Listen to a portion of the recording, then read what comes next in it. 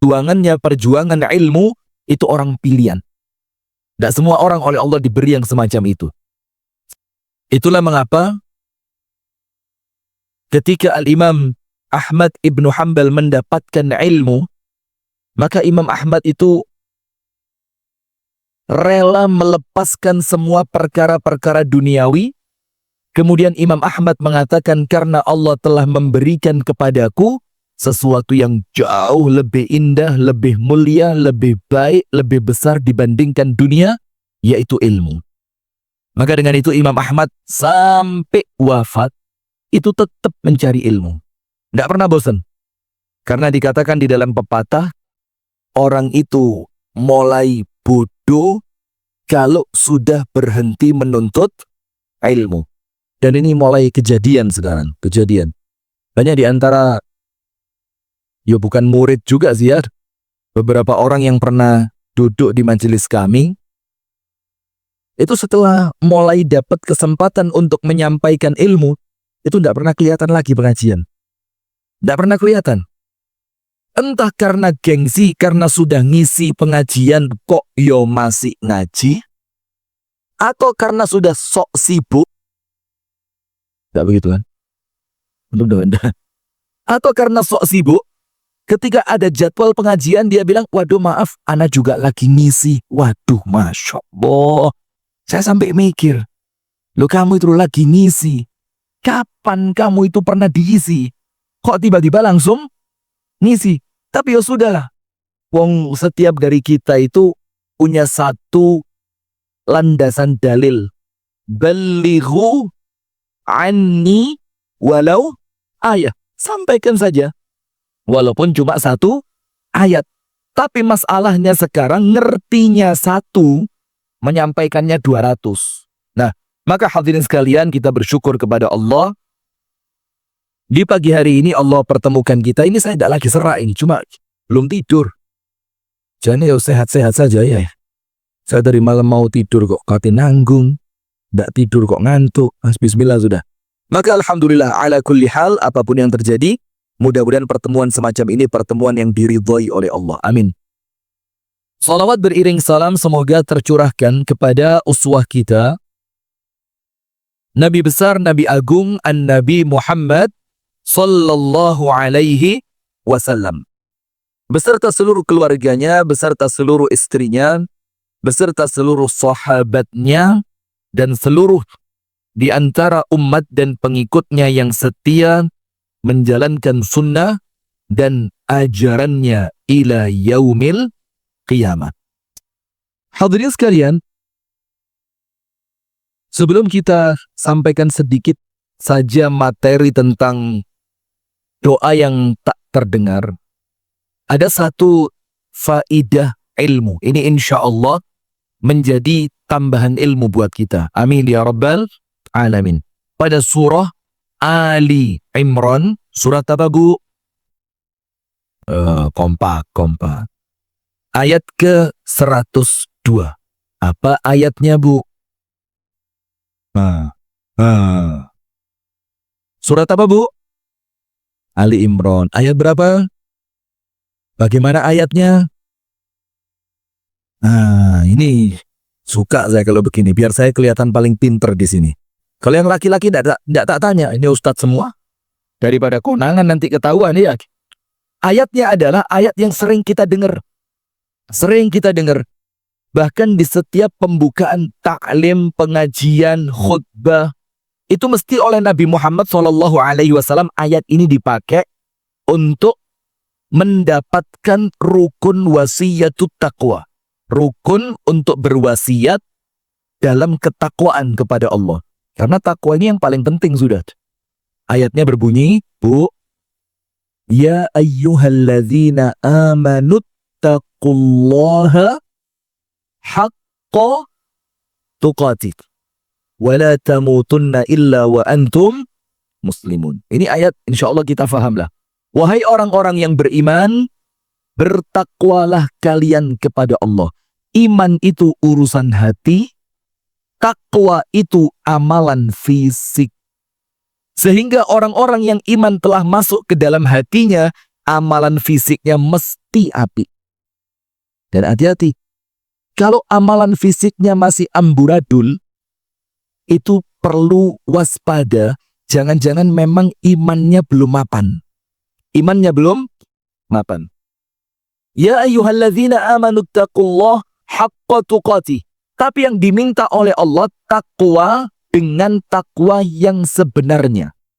Maka kalau Abdullah bin Mas'ud mengatakan dalam tafsir Ibnu Katsir, takwa kepada Allah dengan haqqa tuqatih, sebenar-benarnya takwa dengan sanad yang sahih, mauquf sampai Abdullah bin Mas'ud, itu mengatakan begini, 3. Nomor 1, taat kepada Allah, jangan sampai maksiat. Itu nomor 1. Jadi perpindahan waktu, tempat, aktivitas harus pindah dari satu waktu, satu tempat, satu aktivitas menuju waktu, tempat, dan aktivitas yang lain. Itu kudu tetap apik. Dari masjid pindah ke rumah, dari rumah ke tempat kerja, dari tempat kerja ke tempat sarapan, dari tempat sarapan balik ke rumah, dari rumah sholat zuhur ke masjid. Ini perpindahan tempat, waktu, dan aktivitas jangan sampai kemasukan perkara yang jelek. Kenapa?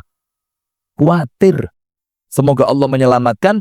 Pas kita melakukan sesuatu yang buruk, aktivitasnya buruk, tempatnya buruk, pas di waktu itu Allah memanggil kita untuk wafat, maka wafatnya menjadi su'ul khatimah. Maka kata Abdullah bin Mas'ud, nomor 1, takwa kepada Allah itu terus taat, ojo sampai maksiat. Dan ini menurut Imam Nawawi, kalau panjenengan buka Riyadhus Shalihin, yaitulah istiqomah. Istiqomah itu bukan berarti panjenengan ngaji tidak pernah berhenti, sholat duha terus setiap hari, puasa Senin Kemis tidak pernah ditinggal, itu istiqomah. Tapi menurut Imam Nawawi, istiqomah yang lebih tepat, setiap perpindahan waktu dan aktivitas pindahnya dari satu ketaatan menuju ketaatan yang berikutnya. Jadi kalau kita itu taat, pindah ke taat, pindah ke taat, pindah ke taat, perpindahan kita ini senantiasa di dalam koridor ketaatan, itulah orang istiqomah. Dan orang yang model begini, seperti Ustadz Slamet Abadi, insya Allah wafatnya husnul khotimah. Kenapa? Perpindahannya dari kebaikan menuju kebaikan. Setuju Ustadz? Mau cepet apa lambat? Lu ibu-ibu guyu, kinten-kinten menurut panjenengan Ustadz Abadi cepet nopo lambat, Bu? Lambat? Cepet. Dia ngomong cepet. Saya ciri orangnya ini. Kalau saya kira-kira ya apa? Cepet atau lambat?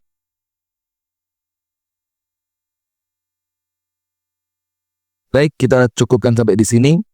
Kita tutup dengan doa kafaratul majelis. Cepet nih, kayak ada sungkannya belas ya. Cepet. Amin, insyaallah ya rabbal alamin. Sudah. Itulah istiqomah menurut Imam Nawawi. Yang kedua, kata Abdullah bin Mas'ud, takwa sing tenanan. Itu apa?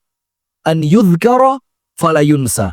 Eling marang Gusti Allah dan boten nate supi. Senantiasa ingat kepada Allah dan tidak pernah lupa. Dan panjenengan insya Allah apal ayatnya. Awal musibah menimpa manusia itu karena lupa kepada Allah. وَلَا تَكُونُوا كَالَّذِينَ نَسُوا اللَّهَ فَأَنْسَاهُمْ أَنْفُسَهُمْ أُولَئِكَ هُمُ الْفَاسِقُونَ. Dan janganlah kalian menjadi seperti orang-orang yang lupa kepada Allah, akhirnya Allah pun menjadikan mereka lupa terhadap diri mereka sendiri. Dan itulah orang yang fasik. Awalnya lupa kepada Allah, akhirnya Allah menghukum mereka, Allah jadikan mereka lupa diri. Lupa diri itu apa? Tidak ngerti mana yang baik untuk saya, mana yang buruk. Tidak ngerti mana yang halal, mana yang haram. Tidak ngerti teman yang soleh, tidak ngerti teman yang buruk. Tidak ngerti pekerjaan yang barokah dan pekerjaan yang mendatangkan musibah. Dia tidak ngerti. Oleh Allah dijadikan lupa tentang kebaikan diri sendiri. Tapi kalau orang senantiasa dzikir kepada Allah, Maka dikatakan di dalam hadis, tidak ada perkara yang paling menyelamatkan dari azab kecuali apa? Zikir. Maka itulah kenapa naik kendaraan ada doanya. Ketika jalannya naik ada doanya. Ketika jalannya turun ada doanya. Nanti mampir di suatu tempat ada doanya. Nanti masuk ke dalam rumah, keluar rumah, mau makan, setelah makan, mau tidur, setelah tidur, semua ada doanya. Tujuannya apa? Agar Allah menjadikan kita sedetik pun tidak lupa sama Allah. Nah, maka dengan yang semacam ini kita akan meraih takwa dari haqqa tuqatik. Dan yang ketiga, yang terakhir kata Abdullah bin Mas'ud, takwa kepada Allah haqqa tuqatik wa an yushkara fala yukfar. Ojo sampai lali syukur. Apa yang ketiga, Pak? Bu, apa yang ketiga? Jangan sampai lupa bersyukur. Anda ini tinggal di Batur sudah lama? Sudah lama? Kok jaketan kabeh? Kalah sama saya. Gamis tipis, gak jaketan enak. Orang Batur malah kerudut kabeh ini. Sudah? Maka yang ketiga jamaah, senantiasa bersyukur dan jangan sampai kufur. Syukuri sedikit apapun yang Allah kasih. Kalau bukan dari Allah gak mungkin dapat. Karena syukur itu, ini rumus gak mungkin keliru, akan menjadikan kita berpindah dari satu alhamdulillah menuju alhamdulillah yang berikutnya. Itu syukur. Misalkan, panjenengan lagi ada musibah. A'azzanallah wa iyyakum nas'alullah as-salamah wal afiyah. Mudah-mudahan semuanya selamat. Amin ya rabbal alamin. Nabi Muhammad itu kan zikirnya, mau seneng, mau susah, kan sama. Alhamdulillah. Cuma kalau susah, alhamdulillahi ala kulli hal. Tapi kalau seneng, alhamdulillah tok nggih boleh. Ditambahi alhamdulillahilladzi bini'amatihi tatimmus shalihat juga boleh. Tapi tetap alhamdulillah. Misalkan terjadi sesuatu yang kurang menyenangkan, tidak menjadikan Anda seneng, terus Anda bilang, alhamdulillah. Maka alhamdulillah saat itu akan Allah jadikan alhamdulillah berikutnya. Tapi yang datang bukan musibah, tapi berkah. Maka beberapa hari terakhir ini saya senang cerita. Ada kiai namanya Kiai Alhamdulillah. Pernah tahu? Belum tahu? Mau tak cerita nih? Mahal ini ceritanya. Mau tak cerita nih Kiai? Ini kisah nyata, bukan dongeng, bukan cerita dibuat-buat. Tenanan ada ini. Ada seorang kiai sama teman-temannya dipanggil Yai Alhamdulillah. Yai apa? Alhamdulillah. Kalau di sini kan Yai Selamat Abadi. Alhamdulillah. Pulang haji agak kutuk beliau. Masya Allah. Bagaimana hajinya, lancar? Alhamdulillah. Padahal dia gak nemen-nemen lancari. Tapi alhamdulillah gitu aja ya. Kiai ini, apapun yang terjadi, ucapannya cuma satu. Alhamdulillah. Senang, alhamdulillah. Susah, alhamdulillah. Dia dapat makanan, alhamdulillah. Gak dapat makanan, alhamdulillah.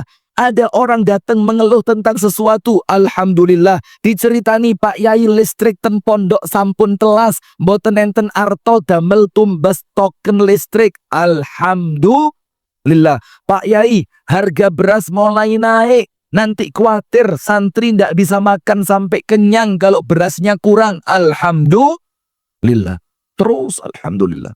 Suatu hari Pak Yai ini tinggal di daerah Pati. Tahu Pati? Tepung.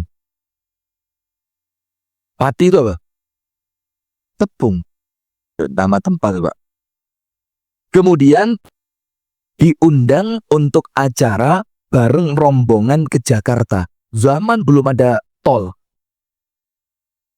Sekarang pun tetap kalau panjenengan tidak naik tol, panjenengan lewat jalan umum biasa, itu nanti ketika panjenengan mau sampai ke arah Brebes, tahu Brebes?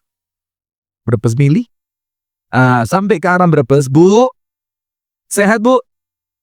Ini kelambunya panjenengan buka aja Bu, saya nggak lego nggak ningali wajah panjenengan Bu. Buka Meng. Nah, yang ngantuk kan kelihatan kalau gini. Ngapa ngopai ketok ini? Sudah? Maka begini Bu, Itu menjelang masuk Brebes, atau saya lupa, atau sudah masuk Brebesnya. Dan itu kalau panjenengan tidak naik tol, ketemu. Di kiri jalan, itu ada sungai. Yang biasa orang kampung itu, orang masyarakat setempat, mandi di sungai itu, pagi dan sore. Nah pas mobilnya Pak Yai lewat, sore menjelang maghrib, pas di sungai tadi, penuh perempuan sedang mandi. Wih, pertaruhan ini, antara istighfar atau alhamdulillah ini. Maka sak mobil, dak sengaja, dak nyejo, bareng-bareng noleh ngiri. Teman-temannya Pak Yai tadi, astagfirullah. Mereka membaca apa? Istighfar. Betul atau salah? Ketika melihat sesuatu yang berpotensi mendatangkan dosa, mengucapkan istighfar, betul atau salah? Betul. Pak Yai dengan tenangnya, alhamdulillah. Kali ini temennya protes, Pak Yai, kalau keadaan yang lain panjenengan alhamdulillah, saya bagus Pak Yai, mantep panjenengan. Tapi kali ini lo ningali aurat lah kok panjenengan alhamdulillah. Kira-kira betul istighfar atau alhamdulillah? Kalau panjenengan yang mana? Alhamdulillah ya. Bu, mana istrinya, Man? Kalau Ustadz Abadi sudah. Ustadz Abadi nggak sengaja. Pas noleh, ada yang bukan mahram sedang membuka aurat. Tanpa sengaja kelihatan. Istighfar apa alhamdulillah? Tunggu dulu, istri panjenengan ada loh ini. Pripun? Istighfar apa alhamdulillah? Pertama alhamdulillah. Ya wes pertama raus sampai menggok terus aja gini. Pertama ya ndak gitu ya. Sudah. Teman-temannya protes. Wah, Pak Yai kali ini ndak masuk, Pak Yai. Kenapa kok panjenengan itu ketika melihat aurat yang tidak boleh dilihat, lah kok panjenengan boten istighfar malah membaca alhamdulillah. Lihat Pak. Semua keadaan bisa jadi dapat alhamdulillahnya. Pak Yai bilang, iya, alhamdulillah. Karena apa? Saya mengucapkan alhamdulillah karena saya ingat istri dan anak perempuan saya di rumah yang mereka punya kamar mandi yang tertutup, mereka punya kamar mandi di dalam rumah sehingga ketika mereka perlu mandi tidak perlu kelihatan oleh matanya orang lain. Maka saya ucapkan, ini beda makom. Kalau makomnya istighfar ya keliru. Ini bagus ya sih. Bagus ini ya alhamdulillah gak istighfar. Masya Allah. Kalau rozak ya Pak? Ya banyak. Kalau lihat yang semacam itu. Bener. Duh, siapa yang ngomong bener? Jangan-jangan istrinya rozak. Nah sudah. Maka jamaah sekalian, yang ketiga, menurut Abdullah bin Mas'ud, takwa kepada Allah dengan sebenarnya takwa, itu apa? Taat jangan maksiat, ingat kepada Allah jangan sampai lupa, dan yang terakhir, senantiasa bersyukur, jangan pernah kufur atas nikmat Allah. Yang jadi masalah penutupnya. Wala tamutunna illa wa antum muslimun. Jangan sampai kalian wafat, ojo sampai mati. Jangan. Illa kecuali wa antum muslimun. Dalam keadaan beragama Islam. Saya mau tanya sekarang. Panjenengan bisa milihnya nanti mati bakal seperti apa? Sakit milih? Lu jangan delok-delokan Pak, jawaban Pak. Panjenengan bisa milih. Nanti saya matinya kepingin 4 istri saya kumpul semua, anak-anak lengkap, di rumah, ndak ada masalah apapun, matinya gak katik loro. Bisa milih apa ndak? Kalau sekedar harapan, boleh. Tapi kepastian, ndak ada. Ya apa ndak? Saya kepingin wafatnya nanti ketika khutbah Jumat di Masjid Al-Hasbi. Misalkan, kepingin, harapan. Tapi apakah pasti saya wafat ketika khutbah di Al-Hasbi? Belum tentu. Bahkan mungkin kecil kemungkinan. Karena saya tidak pernah khutbah di sini. Ya kan? Nah, tapi kemudian artinya Kita tidak bisa milih, kita bakal mati seperti apa. Sampai ayatnya mengatakan, tidak seorang pun tahu apa yang terjadi esok hari. Dan tidak seorang pun yang tahu di tempat mana dia akan meninggal dunia. Bi'ayyi ardin tamut. Tidak ada yang tahu. Nah pertanyaannya, tidak bisa milih wafat seperti apa, tapi oleh Allah diperintah ojo sampai mati kecuali Islam. Ini kalau dalam ilmu usul fikih, ini istihalah. Istihalah itu apa? Perintah yang tidak bisa ditunaikan. Itu tidak mungkin dalam usul fikih. Tapi kali ini ada. Allah perintahkan kita ojo sampai mati kecuali kamu Islam. Sementara kita tidak bisa milih. Ayat ini maksudnya dua. Nah ini tambahan ilmu buat kita bersama ayat. Bagaimana mungkin Allah perintahkan kita wafat dalam keadaan Islam, sementara wafatnya kita itu pilihan Allah bukan pilihan kita. Maka manfaatnya, faidahnya ayat ini ada dua. Wala tamutunna illa wa antum muslimun. Nomor satu, ini perintah untuk hadar. Perintah untuk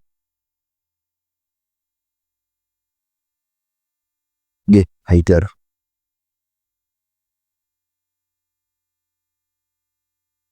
Haidar. Masya Allah, itu namanya Haidar, belum nikah. Siapa tahu warga Batur ada yang cocok, kita tinggal di sini biar nikah di sini. Itu sakit berujul sawah, bisa panen kentang, bisa nandur kentang, bisa Haidar. Nah yang pertama, kun ala hadar. Hadar, bukan Haidar. Apa artinya? Allah meminta kita dengan ayat ini disuruh waspada. Waspada itu apa? Hati-hati. Karena di setiap kegiatan ada kemungkinan kita mati pada kegiatan itu. Sehingga maksudnya Allah, wala tamutunna illa wa antum muslimun, senantiasa lakukan yang baik sehingga kapanpun kamu mati dalam keadaan baik. Senantiasalah jaga keislamanmu karena kapanpun kamu mati tetap di atas agama Islam. Itu nomor satu, disuruh waspada. Boten angsal sembrono. Ndak boleh ya Bang? Sembrono. Sembrono itu bahasa Indonesianya apa? Gegabah. Jangan sampai gegabah. Makna yang kedua, ini penting. Supaya apa? Kuwatu at-ta'alluqi billah. Kekuatan bergantung kepada Allah. Kekuatan bergantung kepada Allah. Maksudnya begini. Wala tamutunna illa wa antum muslimun. Jangan sampai kalian mati kecuali Islam. Maksudnya apa? Gemandul marang Gusti Allah. Meminta kepada Allah. Karena tidak ada yang mampu menjadikan kita wafat di dalam agama Islam. Kecuali siapa? Allah. Maka artinya ayat ini yang kedua. Mintalah kepada Allah. Jalu'o. Ud'uni astajib lakum. Mintalah kepada Allah supaya muncul satu ayat Al-Quran di situ. Allahus Somad. Supaya muncul satu ayat apa? Allahus Somad. Nah, maka supaya kita ini bergantung kepada Allah. Kita ini senantiasa minta kepada Allah. Ya Allah, mohon ya Allah, wafatkan hamba dalam keadaan Islam. Panjenengan tahu Nabi Yusuf? Nabi Yusuf tahu? Ganteng mana sama Rahman? Ganteng Nabi Yusuf. Beda makom. Nah sudah, Nabi Yusuf ini di puncak pencapaiannya jadi nabi. Orang tuanya balik semua. Keluarganya balik semua. Nabi Yusuf jadi orang mulia, jadi orang besar, kedudukannya tinggi, jadi bendahara di negeri Mesir, yang pegang uang negeri Mesir. Di puncak pencapaiannya Nabi Yusuf, yang diminta cuma dua. Dan permintaannya sederhana. Apa mintanya? Tawaffani muslimau wa alhiqani bissalihin. Ya Allah, wafatkan hamba dalam keadaan Islam. Coba, seorang nabi mintanya kecil untuk kita. Padahal itu memiliki makna yang sangat besar. Tawaffani musliman. wafatkan aku Islam ya Allah. Wa alhiqni bisalihin, dan kalau nanti aku wafat, kumpulkan aku bersama orang yang soleh. Nah, maka ini doa kita, Pak. Tawaffani musliman wa alhiqni bisalihin. Ya Allah, wafatkan hamba dalam keadaan Islam dan kumpulkan hamba bersama orang soleh. Kalau wafatnya Islam keren. Kumpul orang soleh setelah wafat tambah keren. Kenapa? Karena Anda dikumpulkan dengan siapa, itu menentukan surga atau neraka panjenengan. Kalau ketemu di alam barzakh, lah kok ketemu Ustadz Abadi? Surga insya Allah. Ketemu di alam barzakh, lah kok ketemunya sama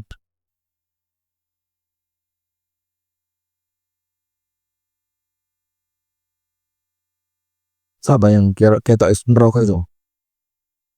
Firaun. Oh, Masya Allah, Anda imajinasinya tinggi ya, Firaun ya. Saya tidak bayangin Firaun loh tadi, tapi apa jelas lah Firaun ya. Di alam barzakh kok ketemu. Sampean sapa, Mas? Kok ketok mau wokong kok gini, Mas? Aku Firaun li. Walah. Bingung panjenengan. Kenapa bingung? Karena kalau kumpulnya balon Firaun, kemungkinan surga apa neraka.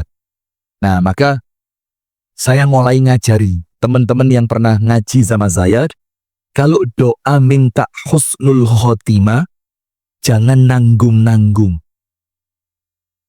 Saya ajarin teman-teman, dan yang biasa ngaji sama saya itu, tak ajari begini.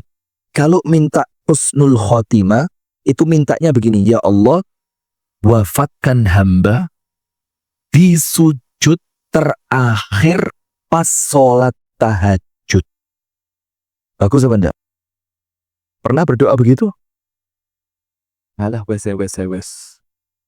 Bablas sang ini. Nah, coba pernah berdoa kalau minta husnul khotimah, sering ya enggak? Allahumma inni as'aluka husnal khotimah. Ya Allah, berikan hamba wafat yang baik. Insya Allah sering. Bahkan mungkin di setiap panjenengan sujud. Tapi husnul khotimahnya seperti apa? Kita tidak pernah minta. Maka diperinci, Pak, sing detail minta sama Allah itu. Ya Allah, wafat pas sujud terakhir di waktu hamba sedang sholat tahajud di sepertiga malam yang terakhir, ya Allah. Begitu. Dan itu kalau mintanya terus dan menjadi pikiran panjenengan, terus kesimpen dek jerone ati, dan lisannya tidak pernah putus minta kepada Allah yang seperti itu, qabul insya Allah. Amin ya rabbal alamin. Kan bagus.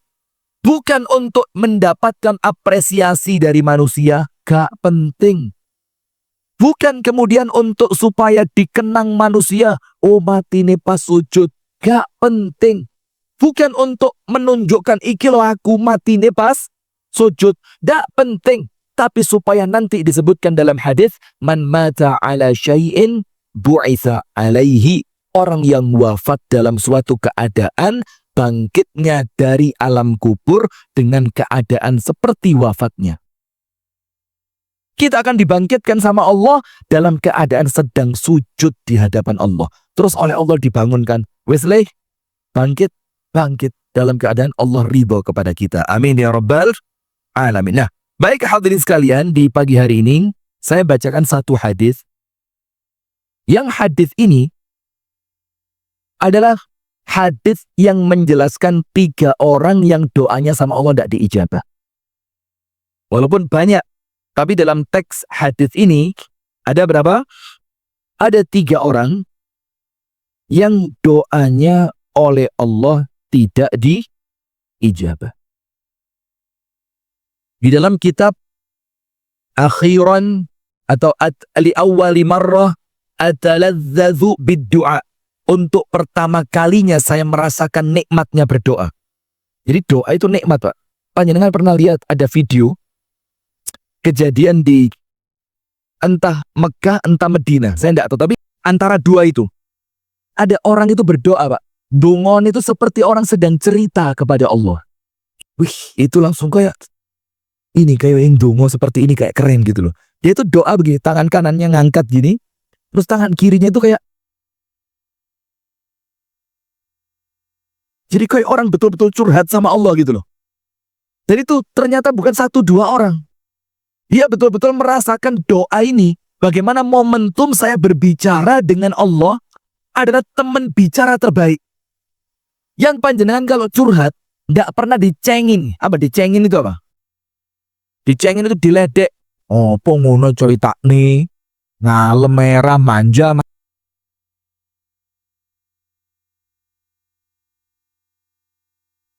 Nah, maka ada satu kitab judulnya apa? Li awwali marratin ataladzadzu bid-du'a. Untuk pertama kalinya saya merasakan nikmatnya berdoa. Nah, sekarang di dalam kitab tersebut disebutkan ada satu hadis yang hadis ini adalah termasuk hadis yang kuat.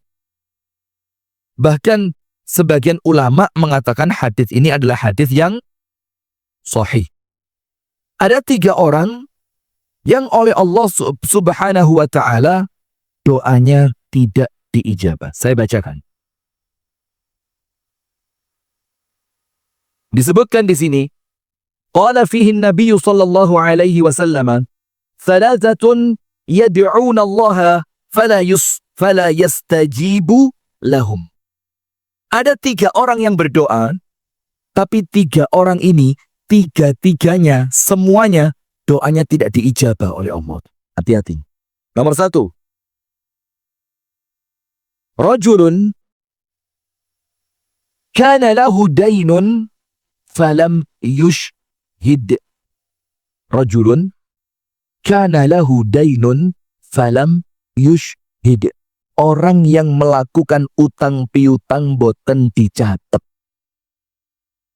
Ayo, jujur. Pernah atau sering? Pernah atau sering? Utang gak dicatat. Pernah atau sering? Kebiasaan. Padahal ayat Qur'annya jelas. Idza tadayantum. Apabila kalian itu melakukan utang piutang, apa Allah katakan? Faktubuhu. Tulislah. Kita meremehkan ayat Allah itu. Kita meremehkan perintah Allah yang satu itu. Terus ketika kita meremehkan perintah Allah, kersane Gusti Allah, karepe Gusti Allah tidak kita indahkan. Terus kita minta doa kita sama Allah diijabah. Mustahil. Nah, pengertian yang pertama, orang yang utang tapi utangnya tidak ditulis, itu memang ketika utang piutang diremehkan. Maksud yang lain dari hadis ini, orang yang meremehkan perintah Allah. Dia tidak menganggap perintah Allah itu besar. Dia tidak menganggap perintah Allah itu penting. Sehingga ketika Allah mengatakan faktubu, tulisan utangmu dan datangkan saksi atas utangmu tadi, ternyata kita menganggap alah rapopo orang mungkin lari, alah dulur dewe, alah utang omek 500 juta loh. Gak usah guyu-guyu berapa? Orang utang cuma 5.000 rupiah aja loh. Tulis. Kecil ataupun besar. Karena ketika panjenengan nulis, di situ ada sami'na wa ata'na pada perintah Allah. Nah, ketika Allah menganggap, oh ini orang, ketika yang lain meremehkan, dia gati. Gati itu apa? Angel. Ini memang bahasa Inggris yang gak ketemu di kamus ini. Gati itu perhatian. Ketika yang lain acuh, ketika yang lain no reckon, apa no reckon? Gak ngereken. Ternyata Anda fokus pada perintahnya Allah untuk nyatet utang, plus ada 2 orang saksi. Begini Pak, apa sih pentingnya? Khawatir kalau kita meninggal tiba-tiba ternyata orang tidak tahu kalau kita punya utang, dan yang ngutangi yowis males nagih tapi tidak ikhlas, terus anak turun kita tidak tahu gara-gara gak dicatat, gak enek saksi nih, itu gara-gara hutang tersebut. Jangankan kita, orang yang mati syahid di medan perang saja tidak bisa masuk surga. Nah, maka nomor 1, siapa orang yang doanya oleh Allah tidak diijabah? Seorang laki-laki yang memiliki hutang, tapi hutangnya tidak ada saksi dan tidak ditulis. Maka mulai hari ini, jangan nganggap ribet. Bismillah. Mas, utang yo. Ayo ditulis mas. Saya minta saksi. Misalkan di rumah panjenengan ada siapa? Oh ada orang. Tulis saksi.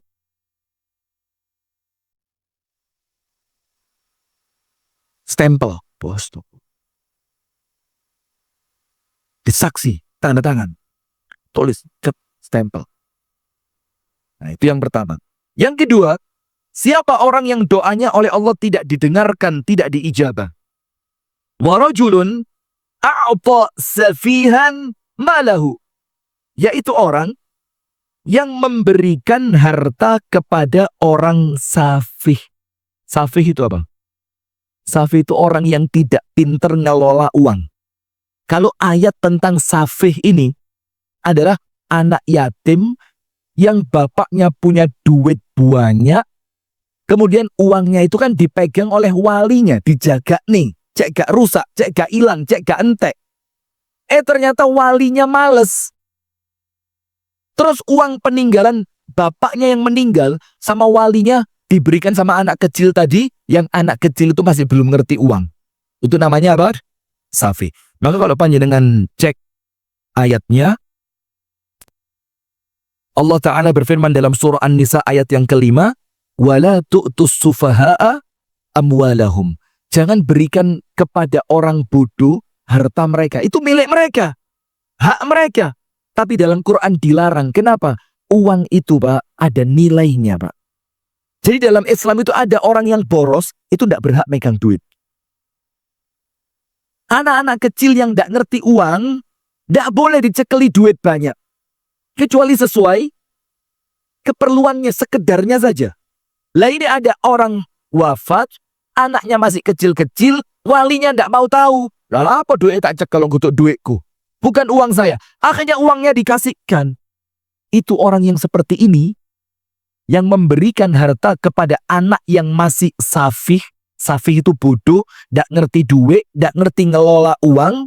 Itu doanya sama Allah tidak diijabah. Kenapa?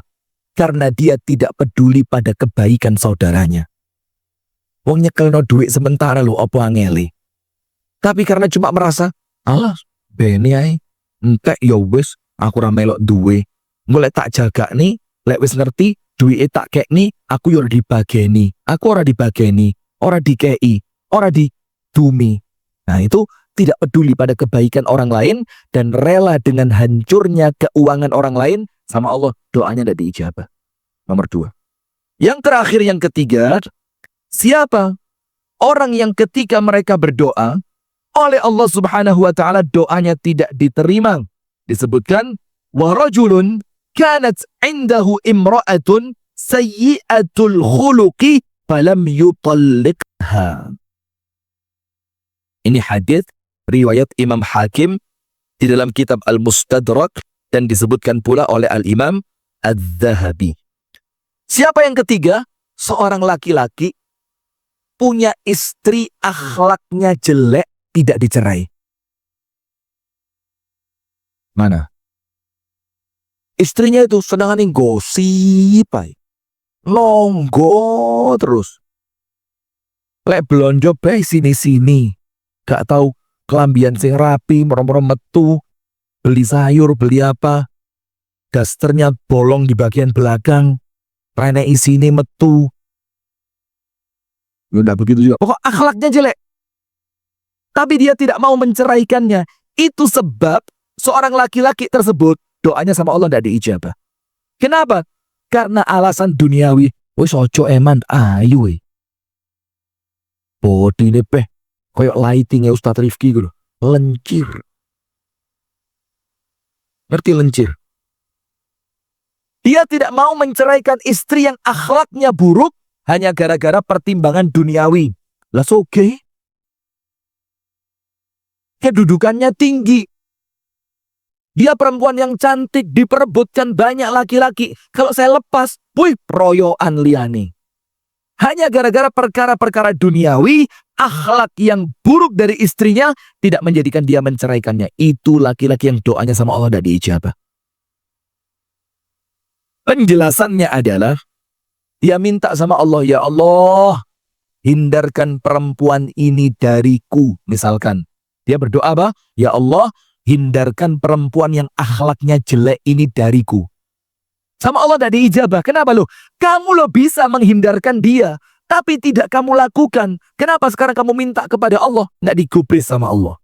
Tidak digubris itu artinya apa? Tidak dihiraukan sama Allah. Oleh Allah diacuhkan doanya. Kenapa? Kamu bisa melakukan itu. Pegatan. Ceraikan dia. Tapi ternyata kamu tidak mau melakukannya. Lah kok kamu malah minta apa?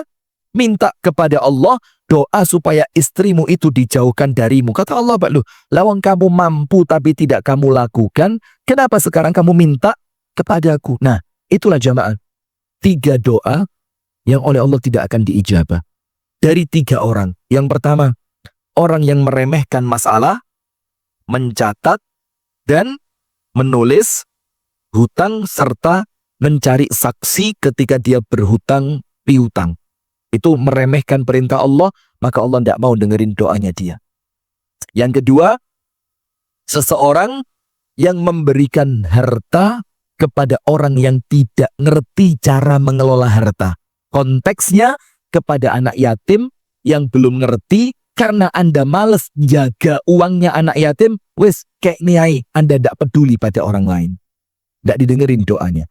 Dan yang ketiga, ketika Anda memiliki istri, cantik, kaya, kedudukannya tinggi, jadi pandangan orang kampung, tapi akhlaknya jelek karena pertimbangan duniawi, panjenengan tidak mau menceraikannya. Ini termasuk orang yang doanya oleh Allah tidak diijabah. Barakallahu fikum. Itu kultum yang saya sampaikan di kultum kuliah terserah antum. Gak usah bingung, Ustadz kok kalah, Ustadz gak oleh kalahan, harus menangan ya. Tapi mudah-mudahan yang singkat ini menjadi faedah ilmu buat kita bersama. Menjadikan kita semakin perhatian dengan perintah Allah, termasuk perkara utang piutang ya. Utang piutang obat kentang, bibit kentang, itu semuanya harus ditulis. Harus ada saksi. Utang beli rokok Pak Agus. Wis rokok utang mana? Ya Allah. Wis ngono gak ditulis mana tumpuk telu.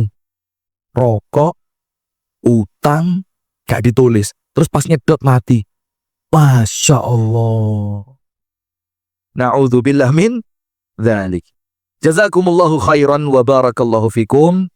Itu jamaah sekalian yang dapat kami sampaikan. Semoga ada manfaatnya dari kami. Kami tutup dengan doa kafaratul majlis. Subhanakallahumma wa bihamdika ashhadu an la ilaha illa anta astaghfiruka wa atubu ilaik. Assalamualaikum warahmatullahi wabarakatuh.